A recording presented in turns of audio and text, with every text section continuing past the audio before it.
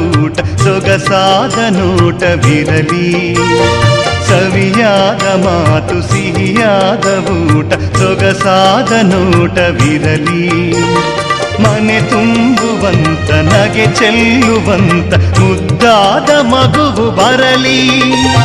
ಮದುವೆಯ ಈ ಬಂಧ ಅನುರಾಗದ ಅನುಬಂಧ, ಏಳೇಳು ಜನ್ಮದಲ್ಲೂ ತೀರದ ಸಂಬಂಧ.